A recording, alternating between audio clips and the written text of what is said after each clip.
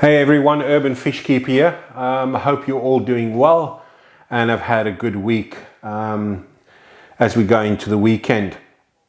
So today's video is going to be around about, I'm going to talk about the Bettas in the tubs, and I'll give some more context to that now. I'm not going to use the D word today. Well, I wasn't going to. And I didn't want to talk about discus at all because we've done quite a fair amount of discus.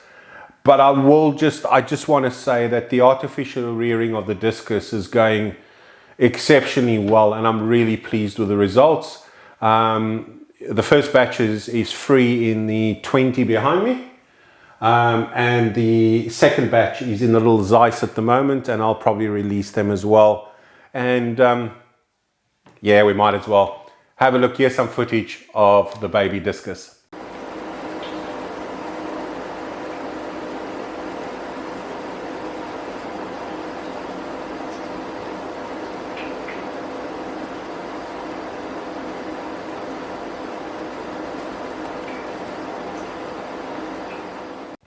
Okay, got that out of my system, got the discus out of my system. Let's move on to the Bettas. So about 7 weeks ago, I did a video on breeding and raising Bettas in tubs. And I took you through this yellow tub in particular was the one that I used at that stage.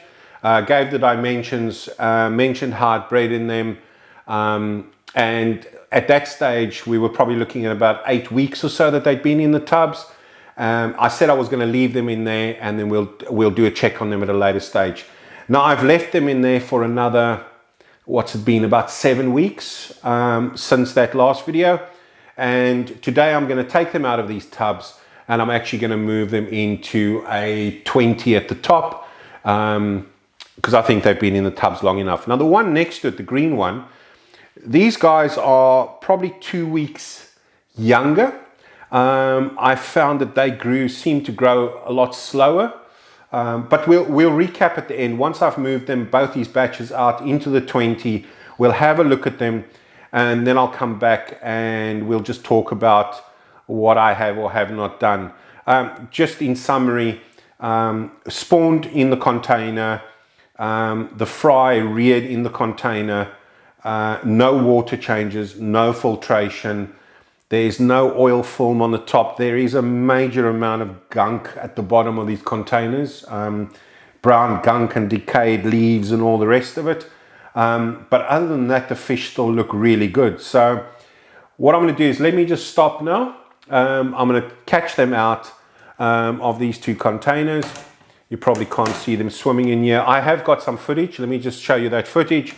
Yes, just some top view footage. I opened up the ends and just took when they came because they thought they were getting fed.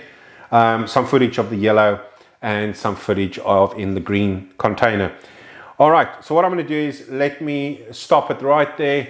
Let me catch them all out. Let's pop them in the 20. Let's have a look and see what that looks like. And then we'll just do a quick recap on how this process has gone and what I did. All right, I'll be right back. Right, so I have caught out all the Bettas out of these two tubs. There was a couple of things that surprised me. One is the amount of gunge at the bottom of these tubs. In some of the B-roll footage that I'll insert now, you'll see that once this green one was stirred up, I basically couldn't see anything, and I've left it now to settle. You can probably see on the camera it looks really dark. The water's busy settling at the moment, and I'm just going to leave it for a while just to make sure that there was nothing hiding. The other thing is, the plants were still doing okay. The fish look in really, reasonably good condition. There's probably one or two that may have little deformities, really tiny. You have to look really carefully to see it. So I'll just see it whether it's related from this process or not, I don't know. All right, let me just show you. So what I did first of all is I caught them out into this. So if you look at this footage, it's let's call this the yellow tub. It's the yellow tub babies, or not babies anymore, the yellow tub Bettas that have been caught out into here. You'll see them in this container. and then you'll also see once I've added them into the aquarium. So let's just have a look at that. So batch 1, let's call this the yellow tub one, batch 1, there was 24 in here, and they've actually got some really nice size, and they're looking really good. The green tub, or batch 2, same thing. You'll see here's some footage of me of them in the little white container. I've caught them out, some top footage, and you can also see some footage there of how brown this water looks. This last set of footage that I'm going to show you now is all of them in that 20-liter aquarium, and they actually look, they look really well. So in total there was 24 in the yellow container, and in the green container there was a total of 71 in the green container, 24 in the yellow container. So there's close to, whatever, almost 100 in that 20-foot. So I'll have to keep an eye on that and probably have to move or split them up. And also it's 2 batches that I've put together, so I'll just keep an eye on it and make sure there's no bullying. But I found that when I put 2 batches together, when they're reasonably young, I find they do okay. And it's only once the males start really getting big and, nice finnage and maturing that they then start becoming aggressive towards the other males.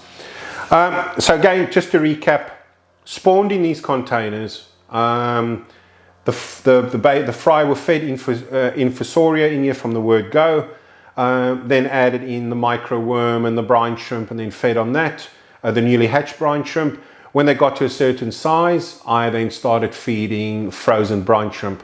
What I have not done is, none of these batches in either one of these received any dry food during the whole period. So this would have been about 15 or 16 weeks, and this one would have been probably around about 12, 13 weeks for the one in the green.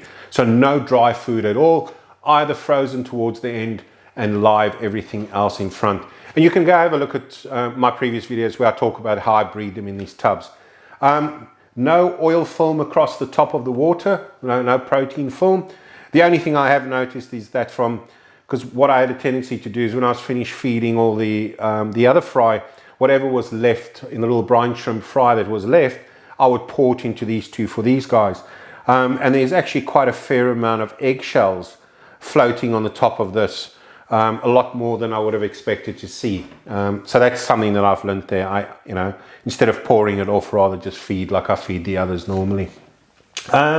Again, no filtration for the full period, no water changes. The only additional water that got into these containers was the water from the brine shrimp, because I rinse brine shrimp off in fresh water before the newly hatched before I feed it. It was that last little bit of brine shrimp in the container, which was in fresh water, that would get poured in. So that's the only way these containers got any additional water.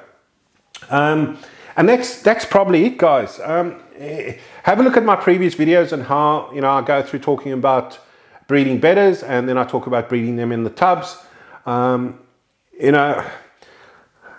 People say you have to have filtration and you have to do this. There's no have to. You try a couple of things, you see if it works for you. If it works for you, you give it a go. And that's exactly what I did here. Is I thought, well, let's try it out. If you look at some of those commercial breeders in Asia, the fish are bred outside and under cover and in little containers and raised up in little bottles and that kind of thing. They may do more water changes in those circumstances. But to me, it was saying, can it be done? Can I leave them in here for an extended period of time? And I think 15, 16 weeks to me is a reasonable amount of time. Did they grow as quickly as the ones that I spawned in the 20s and then moved over to 100 cube? No, they definitely didn't. But that's also because I didn't not aggressively, but I didn't feed heavy. So I was very cautious on the feeding. With the live brine shrimp, that wasn't an issue. The micro worm or the infusoria was not an issue, but as soon as I started feeding frozen brine shrimp, I was careful as to the amount that I was feeding, and I also fed once a day. Sometimes I would also skip a day and then feed the next one, just to make sure there was no ammonia spikes or anything building up in these containers. So, and that's probably why their growth rate has not been as good as some of my other spawnings growth rates. All right, guys, that's it. Once again, to all the subscribers, thank you very much. I do appreciate you subscribing. To all of you leaving comments, thanks for the comments. I make a point of answering all of them. You know, some of them most of the comments are really good, and you know, the comments are encouraging and encourage me to continue making this channel. So, you know, thank you very much for that. If you haven't subscribed and you like what you see, you'd like to see more, please subscribe and you know, click on the notification button so that when I release a new one, you're made aware of it. Other than that, guys, have an awesome weekend. Stay safe. Look after yourselves. And till the next video, Urban Fish Keeper out.